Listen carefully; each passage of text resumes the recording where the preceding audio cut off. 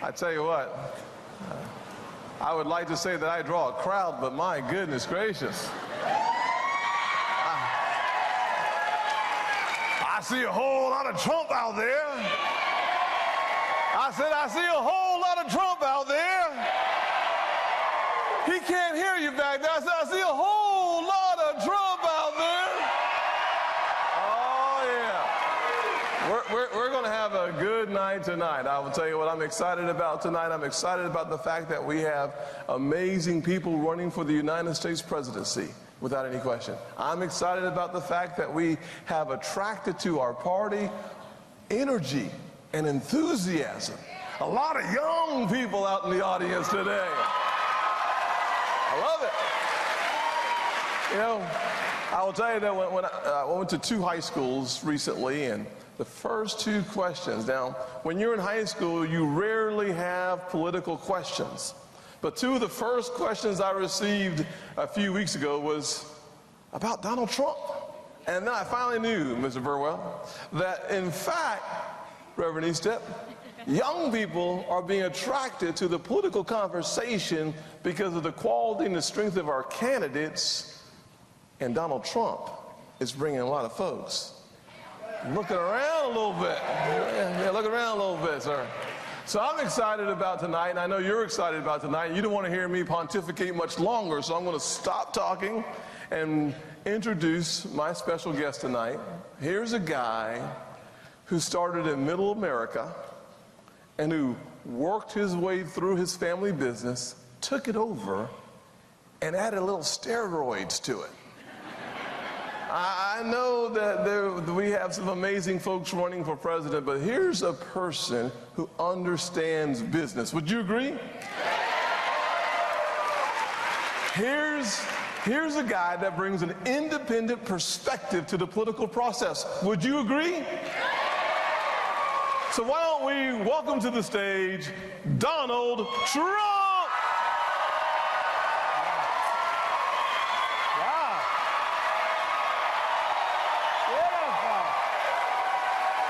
Beautiful.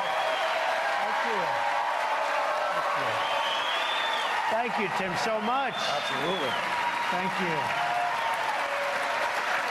Good man. Good man. Thank you. Thank you, Tim. Thank you very much. Thank you. Well, we just had an amazing day. I was in a different part of the state, and we had some incredible people. And I love the people of South Carolina. This is a special love.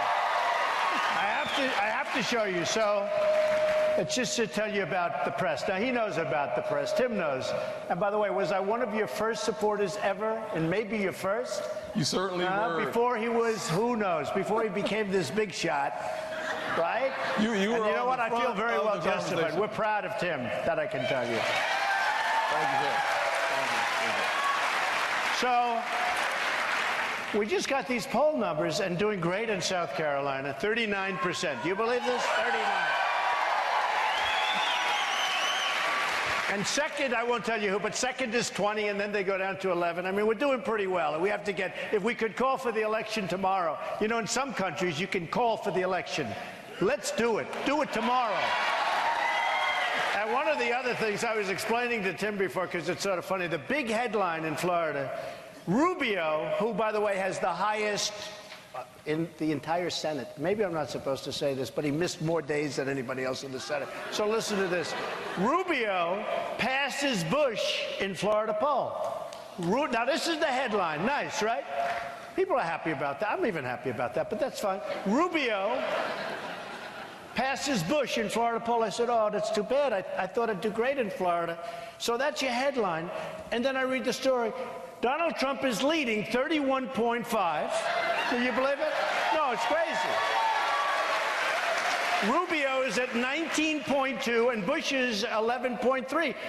They don't even put me in the headline, and I'm crushing it. So you'll all figure that out. The press is very dishonest. Not all of it, but much of it. I just want to say it's an honor to be here. And Tim asked me to be, and I tell you what, he's a special person. And anytime he wants me to come to South Carolina, I'm here. And if you... I mean it. I mean it. And he's going to grill me now. You know, this is, I said, am I supposed to make a speech? He said, no, this is question and answer. I said, good, that's easy. I like that better. But let's see how tough. I hope he's not going to be like Mike Wallace of the old days, right? So let's sit down. Thank you all very much. Great. Thank you for being here. Thank you.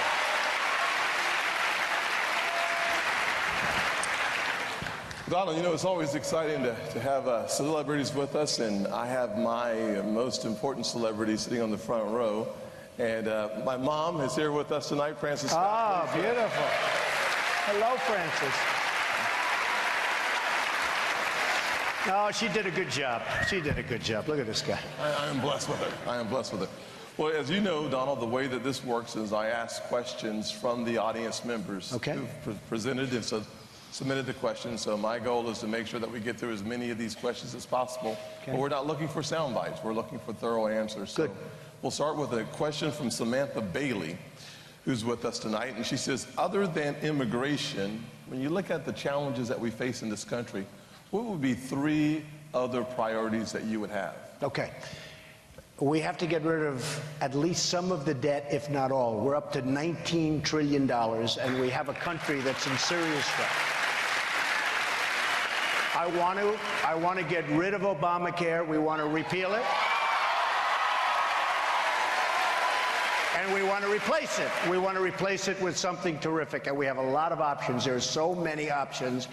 And I don't know if you see, your premiums are going through the roof, right? I mean, they're going through the roof. They're up 40, 50%. One person said to me yesterday, 55%. And I think a third thing, Tim, could be the military. We want to build up the military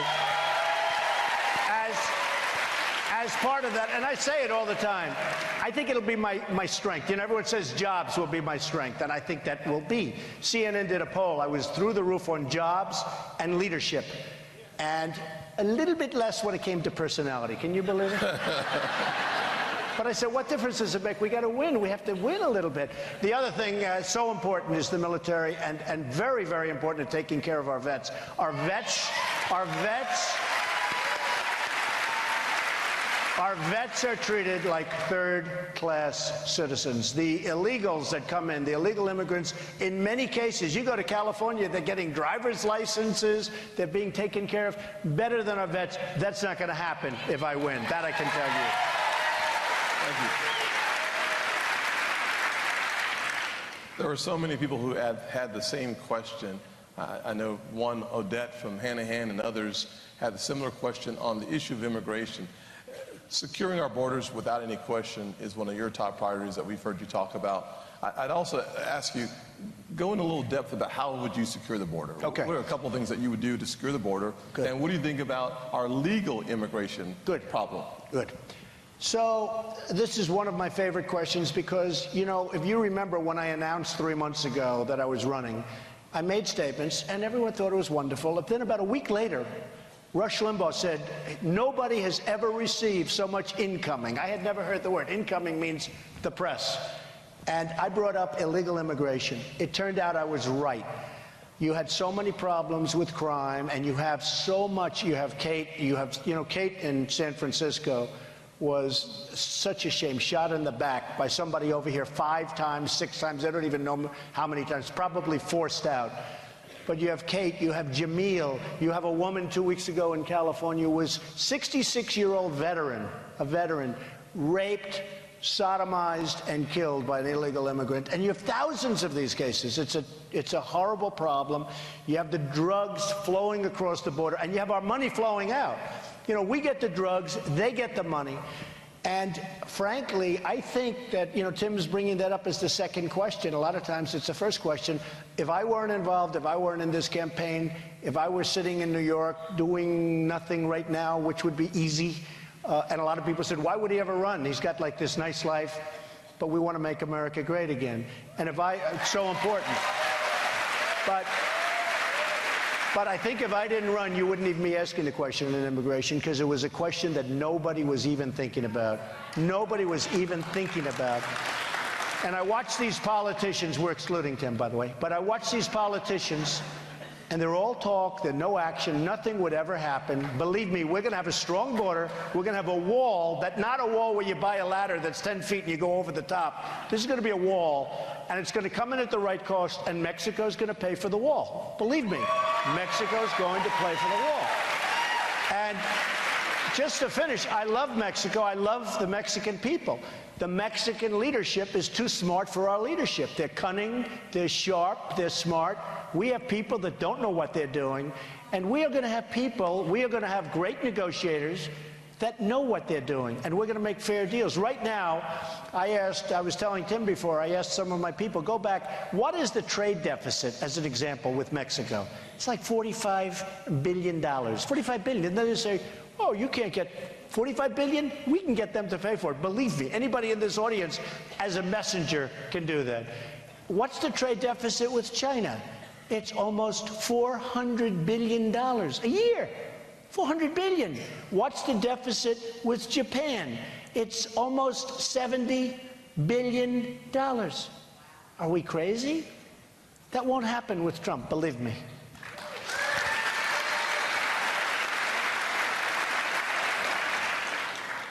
Jim Burwell, I think he's here with us. Are you here, Jim? Over here.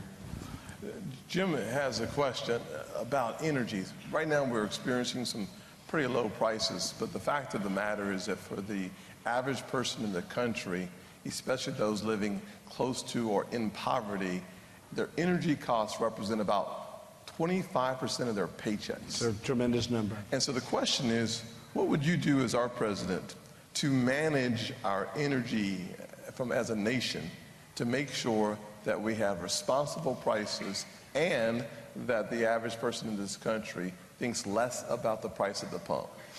So we can really be the energy capital of the world. I mean, we have so much through technology. We had no idea that we were sitting on the kind of resources that we are actually on.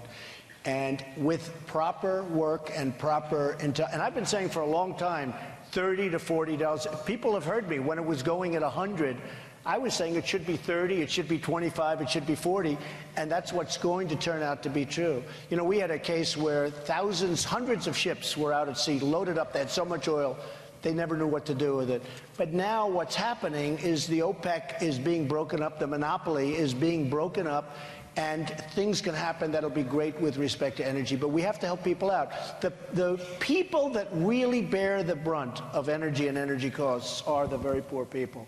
And I've heard numbers that 25 and 20%, and we will do that. One of the things we're going to do is get energy prices down even further.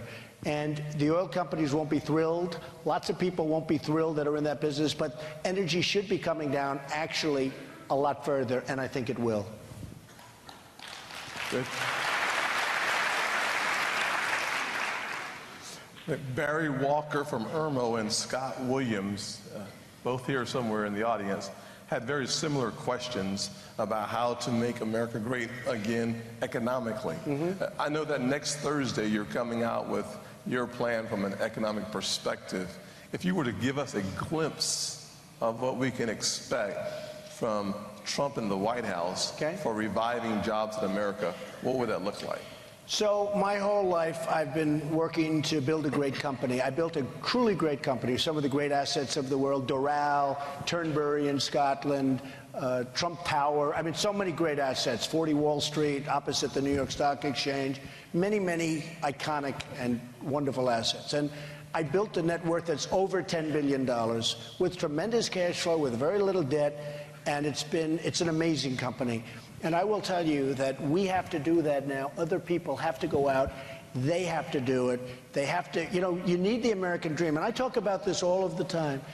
And again, the press, I'm afraid to say, and I never say, the American dream is dead, because they always cut me off. I say the American dream is dead, but we're going to make it bigger and better and stronger than ever before. And my wife comes home, I say, what's wrong? She's like very upset. I say, what's wrong? You shouldn't say the American dream is dead. That's too harsh. I said, you're right, but I didn't say that. I said the American dream is dead, but we're going to make it bigger and better and stronger than ever before. So I turn on the television, TiVo. It's nice to be able to see what happened 20 minutes ago, right? Yeah. I turn on, and they have Trump. The American dream is dead. And I get cut. I say, wow, that's terrible. Look, we're going to make the American dream, we're going to bring it back. We're going to bring it back so that people can really dream again. I have so many people saying that you can't do this anymore. You can't build these great companies anymore. You can't even build small businesses because of regulation. And I mean, I could name hundreds of bills. You look at the regulations that you have to go through to even put up a house, let alone do a business. And we can get rid of probably 75% of the regulations, and in many ways more than that. So we're going to bring the American dream back to this country. We're going to create jobs because we're going to take them back from China, and we're going to take them back from Japan, and we're going to get along with China and Japan. What people don't realize, you know, we don't have our negotiators. We have people that are political hacks. We have people that gave contributions and they get jobs in the government. You know, I'm self-funding, by the way. I don't know if I get any credit for this. I don't know if I get credit, right? I really don't. I feel foolish. People come, they want to give millions of dollars to my campaign. I say, I'm not taking it. I really don't. I feel foolish. You know, it's just like sort of, it's not the way my mind works, right? Guy wants to give me millions of dollars. I sort of take it. I'm supposed to. So I feel a little bit foolish. I don't know if I'm self-funding. I'm the only one that's self-funding. All of these other people, and you know, I'm finding the PACs. These PACs, it's ridiculous. They're controlling the politicians. The PACs are controlling the politicians. I think it's terrible. And people are putting now money into the PACs, millions, and they don't like Trump. I have all these ads against me, paid for a PAC, and the candidate, of course, doesn't know about it. Yeah, right? They put their best friend in charge of the PAC, they put their lawyer in charge of the PAC, and they never, ever speak. I got to tell you, it's disgraceful, and they're breaking the laws, but the PACs are now controlling everything. And the people that contribute to the PACs are really on a they're on a razor edge, but the candidates are being controlled by the PACs. I'm self-funding. I'm putting up my own money. When I fly here, I'm paying for it 100%. That's the way it is. That's the way it is. I do say one thing. I do say one thing, and I always preface it by saying, however, I love the tiny, I have a woman contributed like $7.40 with a 3-page letter. I have people that do contribute to my campaign. It's not a lot of money, but I love where the worst thing I could do is send back small amounts of money. So we accept small amounts of money because they're investing in the campaign, but they're investing for the good of the country. They're not investing millions of dollars where they want to, you understand what I'm saying. Frankly, and I was saying to somebody, people are giving 100, 200, 500. If I sent back those checks, we don't want your money, it's almost insulting in a certain way. But those are the people that love the country. The people that give millions of dollars, of which I've been one over the years. I mean, nobody knows the system better than I do, folks, I must tell you. That's why I'm coming at it, he knows, I'm coming at it from a point of advantage. Because I was on the system, and the system's a tough system. And when somebody's giving millions of dollars to a politician or a PAC, and when that politician's in office and they want something done, they're not thinking about the good of the country. They're thinking about the good of that donor, especially if they're not finished running for office again. So I'm the only person, I'm the only one running, to the best of my knowledge, that's self-funding, and that's the way I want to keep it. Thank you. Thank you. Haley Mitchum from Spartanburg has a question. As you look at our foreign policy and, frankly, the failure of our foreign policy, the so-called red line in Syria, Terrible. leading from behind, is, in my opinion, has contributed to the Syrian refugee challenge that we have. If you were our president, how would you address the Syrian refugee issue? So this is an interesting, because I know a lot about Syria, I know a lot about what's happening, and I have a good chance. I mean, based on all the polling, I have a very good chance of winning. I hate to give all this information out. Does that make sense? You know, can you imagine General MacArthur, General Patton, here's what we're going to do. In the case of Syria, we're going to, first of all, you have Syria, you have Russia now going into Syria. You have Russia wanting to fight ISIS. Let them fight ISIS. Let them fight them. And Tim may disagree with us. I can understand that. So Russia wants to fight because they don't want ISIS coming into Russia. They have an obligation to fight them in a certain way as much or more than we do. The other thing you have is Syria, Assad is our enemy, okay? ISIS is our enemy. They want to fight together. But we're going in bombing Syria, bombing very weakly. You know, we're very timid. We're not doing it. If we're going to win, you got to win. We're bombing. And Assad is probably saying, these people are the nicest people in the world. They're knocking out our enemy. So you'd almost say, ISIS, let them fight Assad. Russia, let them fight ISIS. We'll take care of Iraq, which, and by the way, in 2003, 2004, I was totally against going. I am the most militaristic person in this room. I believe I'm going to have a military so strong nobody's going to mess with us. And you've heard me say that. Nobody. Nobody. But you've got to know when to use it and when not to use it. We went into Iraq, and I said, a big article in 2004, July, in Reuters. I said, don't go in to Iraq. Don't do it. You're making a mistake. Because you have Iran and Iraq, and they were like the same in terms of strength, in terms of military, in terms of strength. And for years and years and years they fight, right? And it goes this way, this way, this way, but they counter each other. Now we've knocked the hell out of Iraq, and Iran is taking over. And it's exactly, I wish you people in the room would go pick up Reuters 2004. I said the following. If you destroy Iraq, which we did, we just wiped it out militarily and every other way. They're very weak, obviously, and very dishonest, by the way. The government of Iraq, nobody even knows they take the money. And they are right now talking to Iran. It's going to be a merger. We spent, by the way, $2 trillion. Thousands of lives lost, thousands. And by the way, on both sides, unbelievable amount of lives lost. But thousands of American lives lost. And wounded warriors who I love all over the place, right? We have nothing. We have absolutely nothing. And what I said is that if you do this to Iraq, you're going to destabilize the Middle East, and Iran is going to take over Iraq, and other people will take over the leftovers. Well, ISIS is taking over the leftovers. That's what we have. It all came out of Iraq. ISIS came out of Iraq. But then I say, I ask these questions, and they're saying, what would you do? Like Tim just asked. And I'm sort of saying, like, I don't want the enemy to know. You know the word unpredictable? Somebody wrote an article about me a few weeks ago. It was a really good article. It was a business article.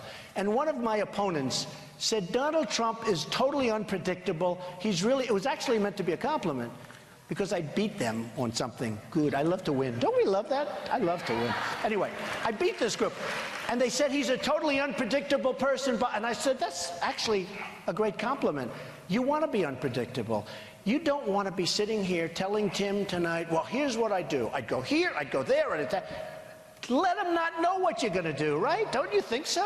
I think it's terrible. And here's what happens. Then I get these lightweights like Rubio. He gets up and he says, well, Donald Trump didn't talk about foreign policy. I don't want to tell too much. You know, I don't want to tell too much. I told the story. You know, he's right. He's fighting, but he's been saying, well, he doesn't know. These guys sit in the Senate, even though he misses most of the votes, by the way. But he sits in the Senate. He listens to this stuff all the time. I'm out working, producing jobs all over the place, and building a great company. But here's the thing. I don't want to talk too much about what I'm going to do. And then the press comes out and say, well, he wasn't specific. Hey, I went to the best school. I went to an Ivy League school. I was like a good student. Everything was good. They talk about not specific. You don't want to be too specific. You don't want the enemy to hear what you're doing.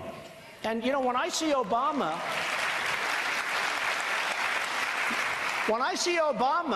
get up and say, well, here's what we're going to do. We're going to do this, and then we're going to do that, we're going to drone, and they drone somebody. They knock out a middle-level accounting person from ISIS. I know it's true. And they have a news conference. We knocked out some guy, blah, blah, blah, like the biggest thing in the world. Now everyone else runs for cover. You don't want to talk about it. You want to knock out 100 of them before you start talking. You know, there's too much talk. There's no action. And, you know, just to finish, and I take heat. First of all, I'm much smarter than any of these talking heads. You know, the talking heads that you see on television, they're all a bunch, I mean, 90% are morons. But they'll say, Donald Trump is short on policy. I don't want to talk about policy having to do with that. By the way, but speaking about policy, I'll be putting a tax plan in next week that will be very long on policy, and will be a great plan with a major reduction in taxes for the middle class. You watch. 'Cause that's what we have to do. We have to help our middle class. Our middle class built this country. We have to help our middle-income people.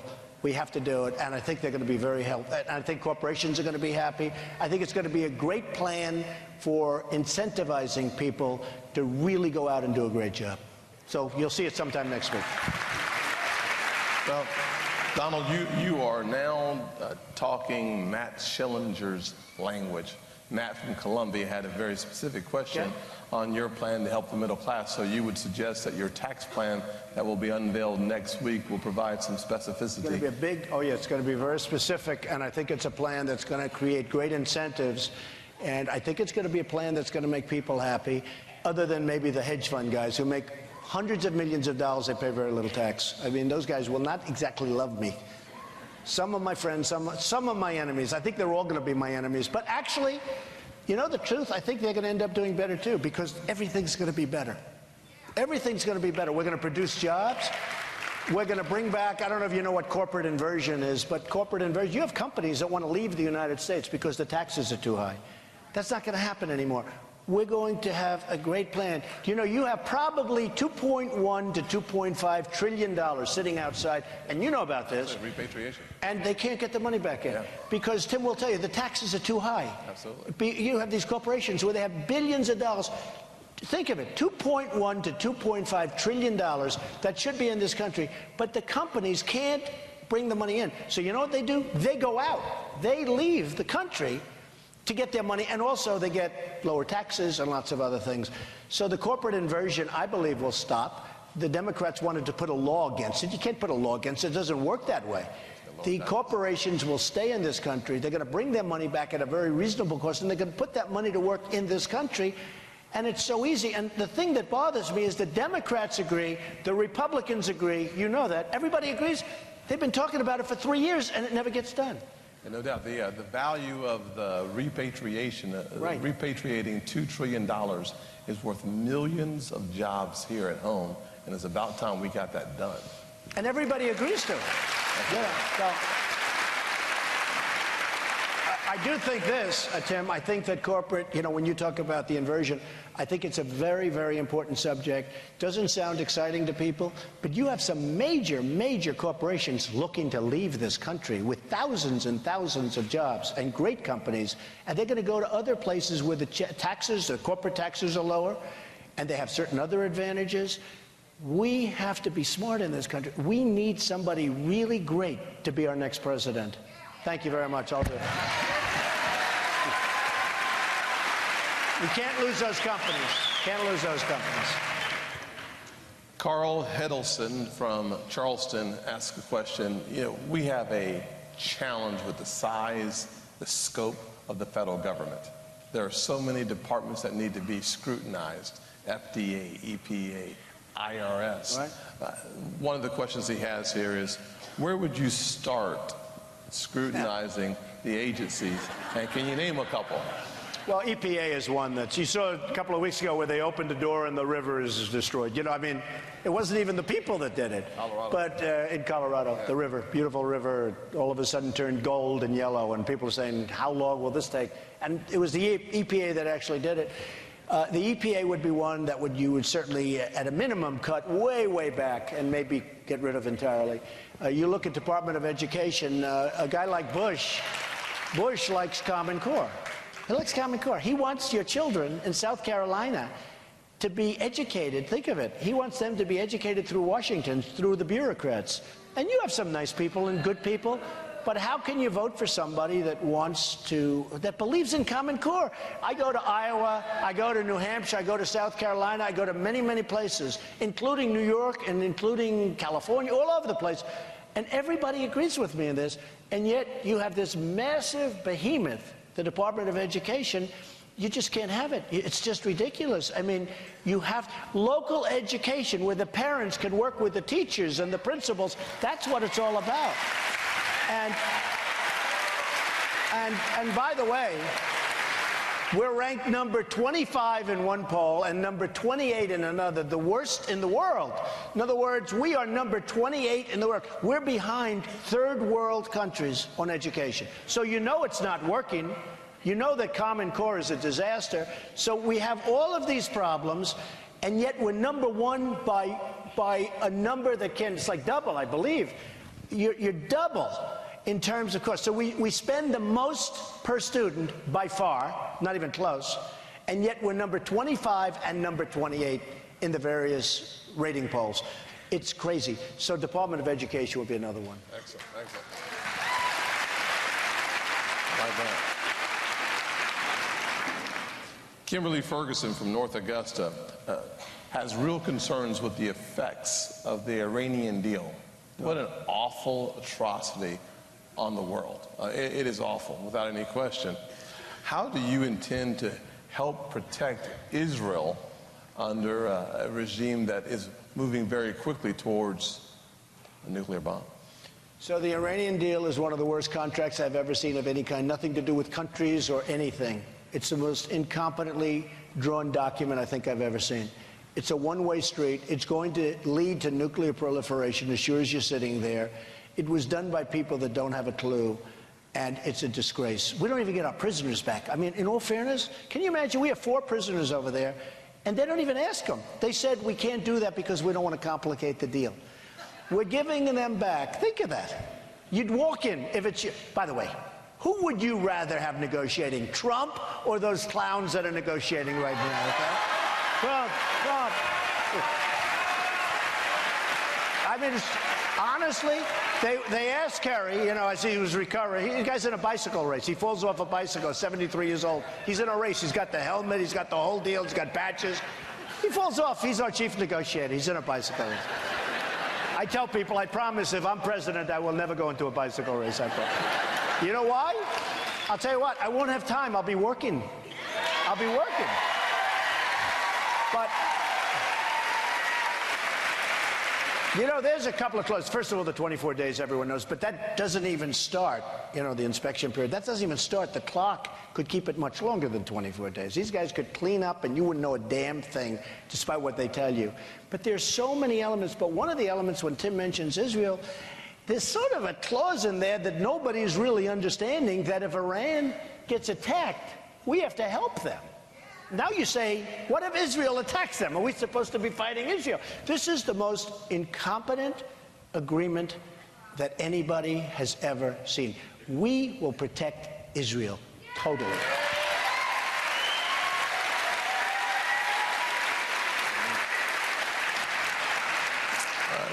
Donald, you're alluding to, I believe it's section 10, where the language is ambiguous on what our responsibility is, and certainly some have drawn that conclusion. And I think it's very important for us to realize that the language of the Iranian deal in section 10 is ambiguous enough for the conclusion to be drawn that we may have a responsibility that we should not have, that we cannot have, especially when you think about Israel as perhaps the best partner we've had as a country. So I think your point is well said. It's not even believable. But there is language in there, in theory, that we're supposed to come to the defense of Iran. You know, there's another agreement we have. I like Japan. We do a lot of business with Japan, great. Of course, it's totally unbalanced, and we have that huge trade deficit. But we protect Japan. We protect everybody. They don't do anything for us. Now, if we get attacked, Japan doesn't have to do anything. If Japan gets attacked, we have to go and fight for them. All our agreements are like that. We're run by people that have no clue. Think of it. If we get attacked, Japan can sit there and watch it on television. Okay? That they make. By the way, we don't make them. It's true. But if Japan gets attacked, we have to defend them. All our deals are like that. You know, you take South Korea. I just ordered 4,000 television sets. They come from South Korea for a big job. They all come from South Korea. I mean, other than Sony, for the most part, it's Samsung, it's LG, it's all these companies. They're all from South Korea. A very big order, a lot of money going in. Now, every time North Korea opens, it's like, you know, he gets out and he starts screaming. He gets a little angry that day. He's got a little problem that day. We start up the ships, we start up the airplanes, we spend millions. We get nothing. We get nothing. When are we going to get smart? We have 28,000 soldiers sitting in between this, this potential disaster. And it's one thing if we're reimbursed, but something has to happen. Somebody said to me, oh, what a horrible thing to ask for payment. They're making a fortune. We owe tremendous amounts of money. We're up to 19 trillion. We can't protect the world. We protect Germany. Germany. How many people have a Mercedes-Benz? They're making a fortune. It's an economic behemoth. We get nothing. We protect Japan. We protect South Korea. We protect everybody. And they all think we're stupid. They think we're stupid. We're run, the fact is, other than Tim, we're run by very stupid people.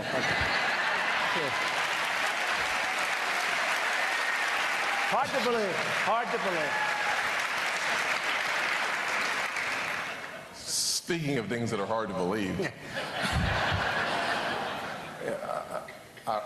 President Obama has just started the process of looking for ways to regulate the internet.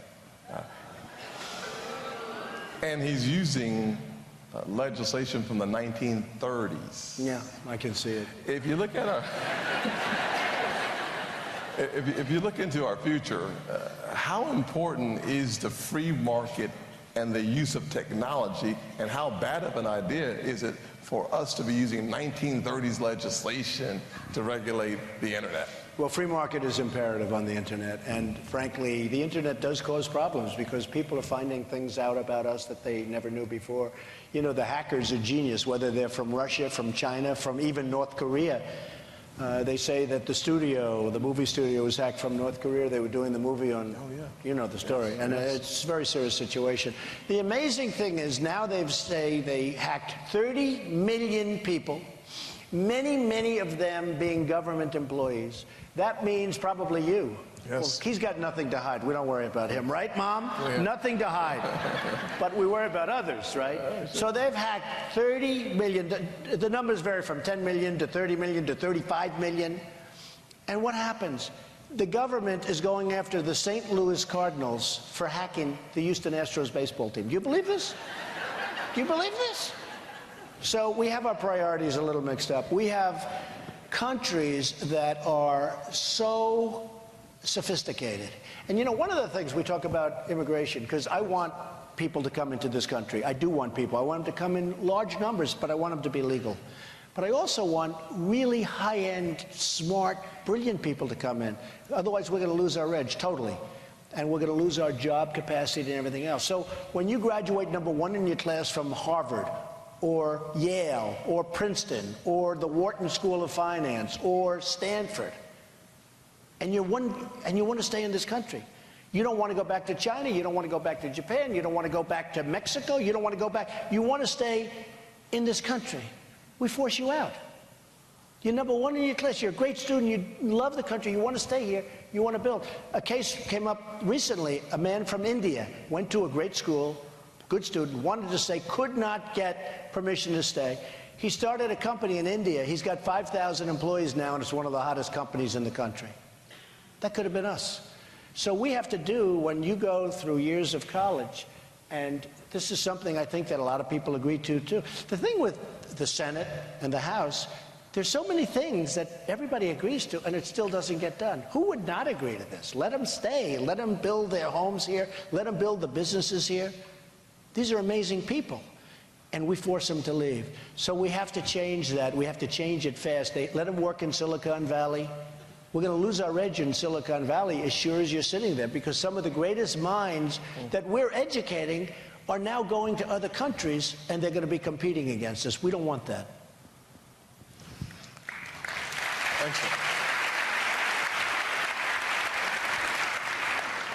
Staying on the jobs front, one of the amazing blessings of being a South Carolinian, and specifically living in North Charleston, is the presence of Boeing in South Carolina. My friend Jack Goud has a question about the NLRB. who tried to destroy jobs. Well, I know what you folks went through with that for years. It was terrible. Talk to us about the right to work and the laws that we have. You got to have right to work. You got to have right to work. What they put you through was incredible, actually. To think that Boeing almost could have said, "Hey, we're not coming." Yes. But you know, one of the other problems, I think an even bigger problem, I took it out. It was in the newspaper today that Boeing is now going to build a massive plant in China. That China's ordering planes, but they want them to build a big plant in China.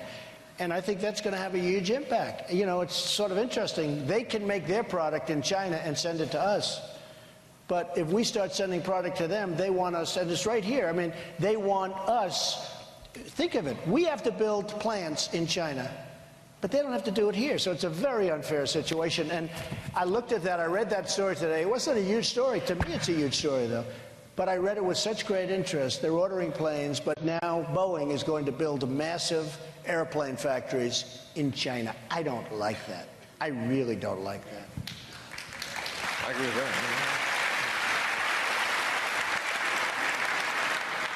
We're down to our last 2 or 3 questions. Good. Are you going to stick around and talk to some folks afterwards? All night. How about all night? Is that all right with you guys?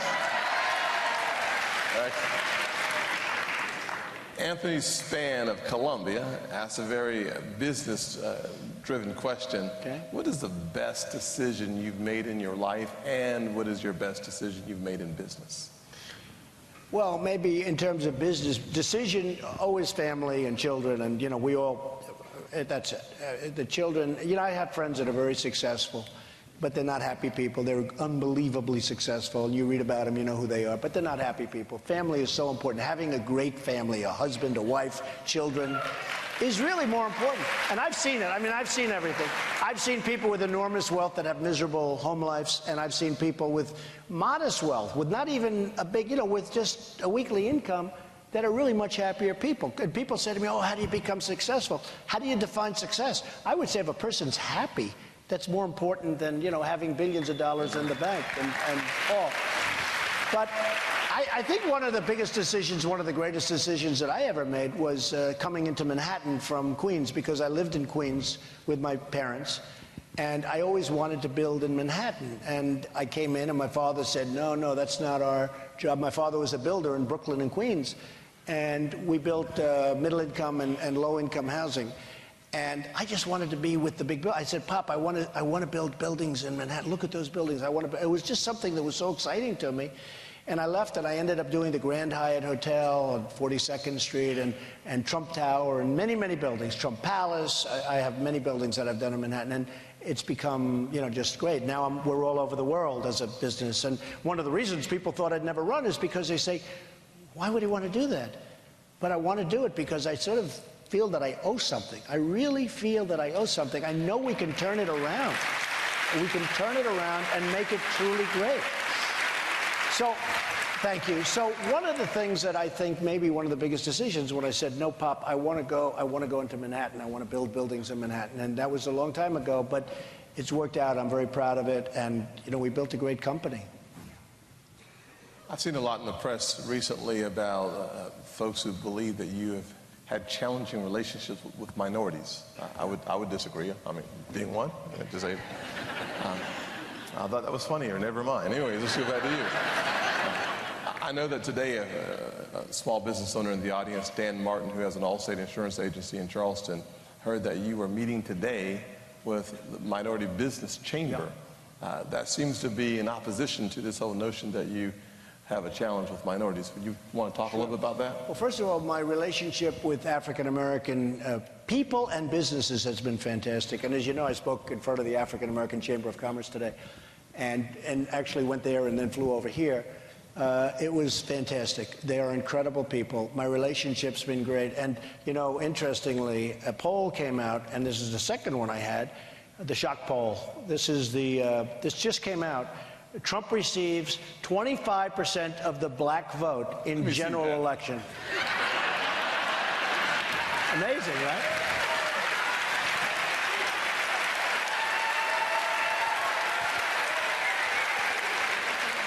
Right?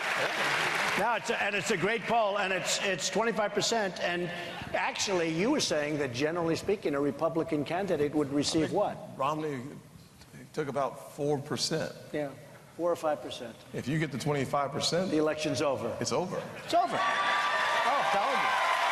And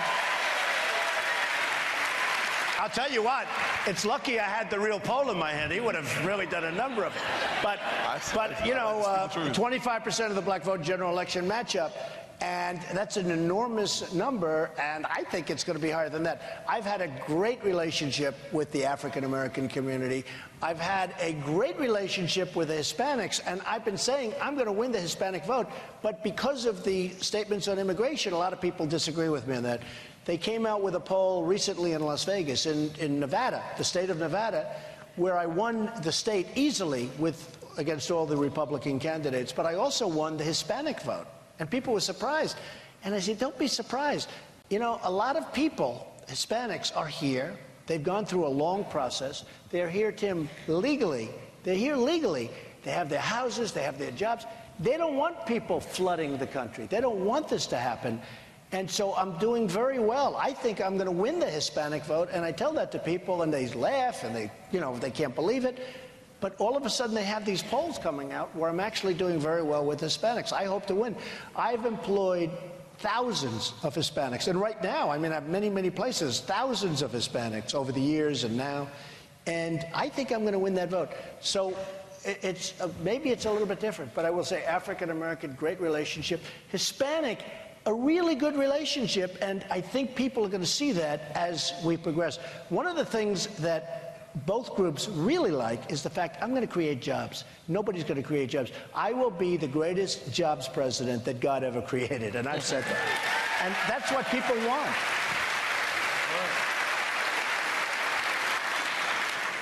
Two questions, and then I'll let you close it up for us. One, an interesting question. The other one, your vision for the country.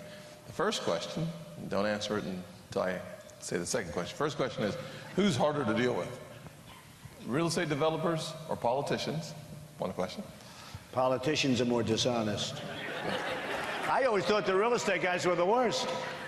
No, I've seen a great dishonesty in politics. I have. Not him. I've seen great dishonesty. You know, it's funny. It's a mixed bag. It's a mixed bag. Get out of here, Tim. You know, it's a mixed bag. In politics, in real estate, everybody's very cutthroat of it. In politics, I've met some wonderful people, and I've met some really bad people, really dishonest people. And at some point, we have to do a book on this stuff. I mean, we have to do a book. But I've met some great people in politics. I'll think about it, then. We'll think about it. You know what is interesting? The media in politics, much different than the media in finance. Maybe finance is easier because it's a little more numbers-based. But I've met some wonderful people in the media and politics, but I've met some really dishonest media folks in having to do with politics. So it's, you know, really a mixed bag. But actually, I think that politics is much more deceptive than business or real estate. It's much, much more deceptive.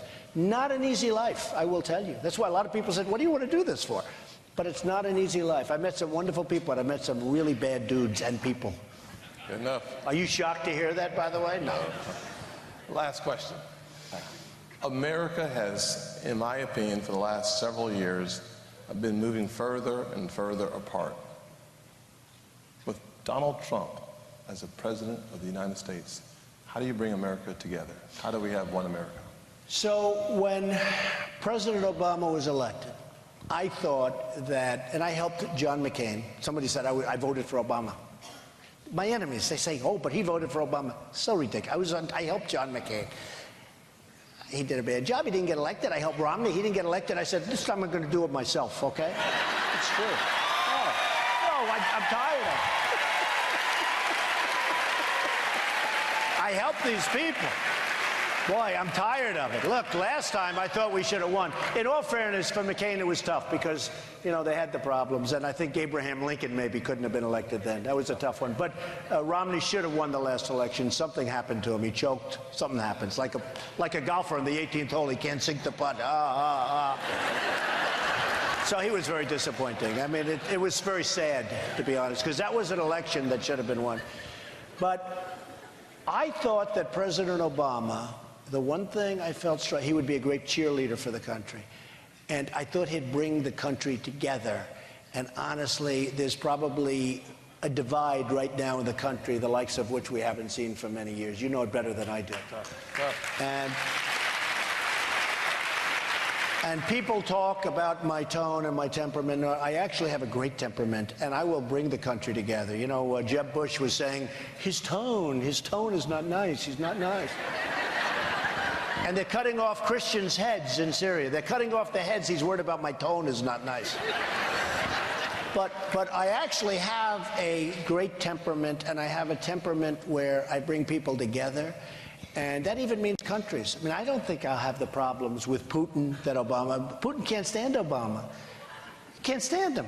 Nobody can. I mean, people aren't liking him, and Obama doesn't like some of them too. But I think I will get along great on a world basis, and I think I'll also, which is important, and I think I'll also very much bring our country together. When you look at Baltimore, when you look at, I could name 10 cities, I'm not going to embarrass anybody, but the Baltimore thing was so bad. You look at what's going on in Ferguson and St. Louis, we've got to bring people together. We have to bring people. We need jobs. We need spirit. Maybe we need spirit just as much as we need jobs. But we're going to bring them together, and we're going to make our country great again. And I appreciate your being here. This is great. Ladies and gentlemen, Donald Trump.